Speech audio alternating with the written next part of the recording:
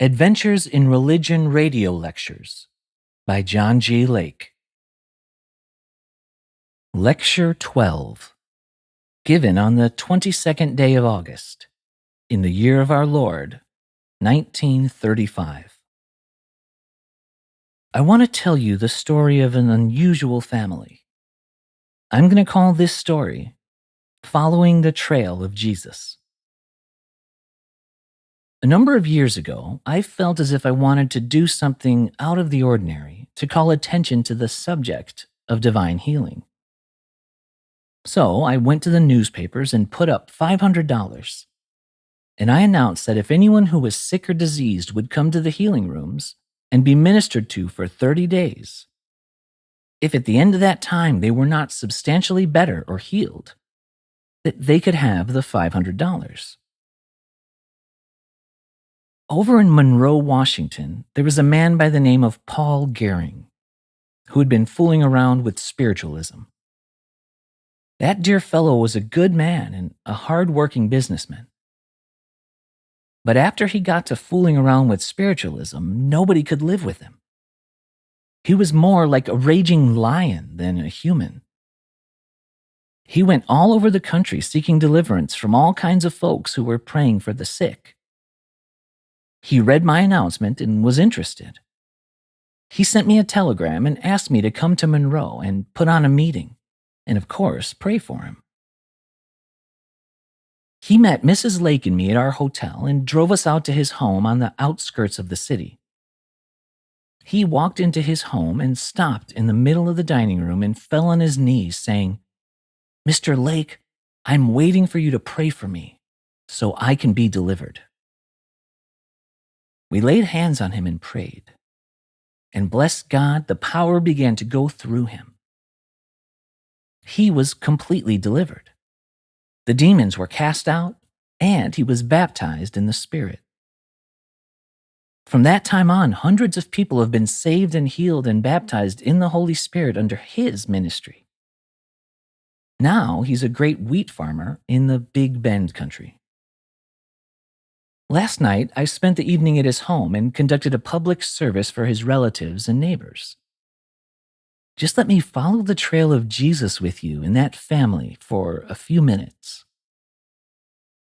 None of his sons or daughters were saved. But one by one, after the father's deliverance, the faith of God in his heart laid hold on God for his family.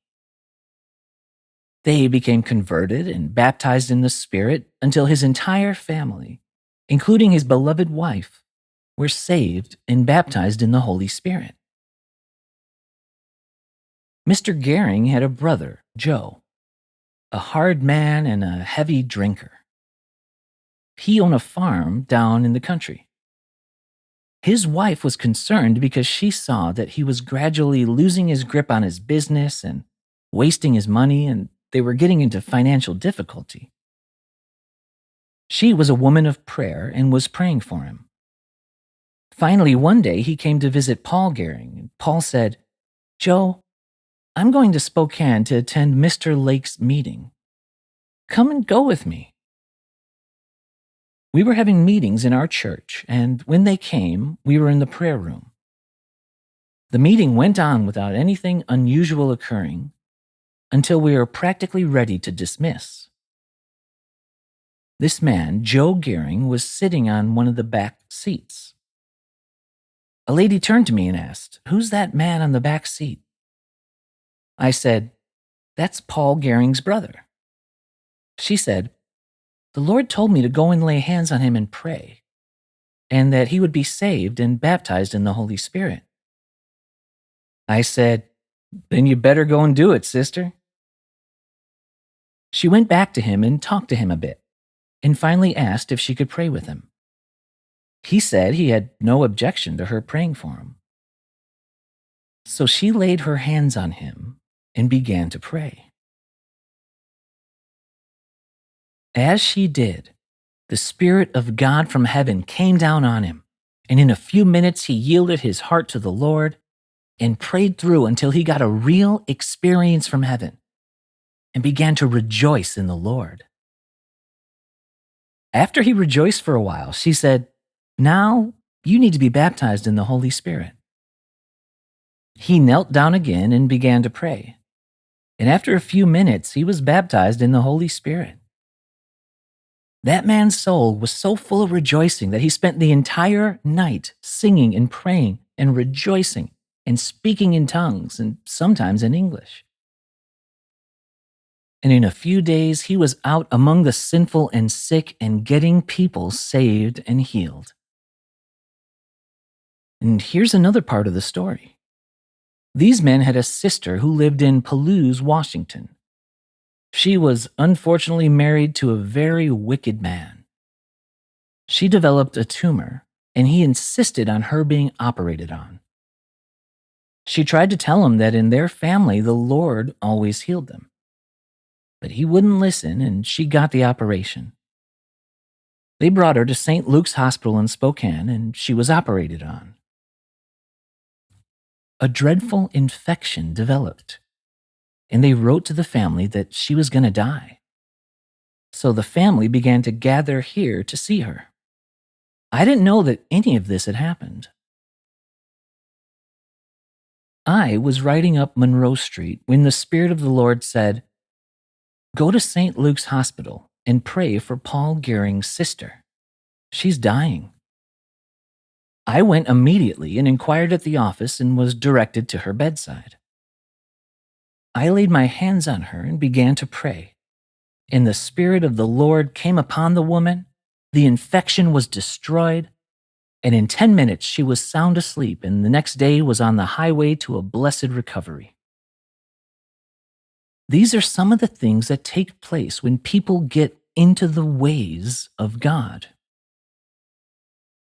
Their old mother was a godly woman who lived in Palouse. She had been notified that her daughter was likely to die. And when she got the word, she went into her closet and interceded with God and prayed for the daughter's deliverance. I believe before God that when God spoke to me, it was the answer to that mother's prayer. He sent help through me, and the Lord made her whole. I want to tell one more story. One day, Mrs. Lake and I were present in a gathering of Christian people, where these Gering people were and some of their neighbors. A family by the name of Gerber had a girl who was 17 or 18 years old. She stood up with her back to us, and I remarked to Mrs. Lake, "Did you ever see such a perfect form? That girl could be an artist's model." But when she turned around, I was shocked at her appearance. She had the condition of being severely cross-eyed. Later, I talked to the father, and he told me that surgeons wouldn't try any method to straighten her eyes. They said it was impossible, and if they tried a surgery, she was likely to lose her eyesight. Then the young girl came over our way, and I said, "Sit down, little woman, I want to talk to you." After talking for a few minutes, I stood up and laid my hands on her eyes. The Spirit of God came upon her, and in 3 minutes, those eyes were as straight as they were supposed to be. She's now married and has a beautiful home and lovely babies, and her eyes and her heart are straight. Christ is at once the sinless descent of God into man and the sinless ascent of man into God. And the Holy Spirit is the agent by which this is accomplished.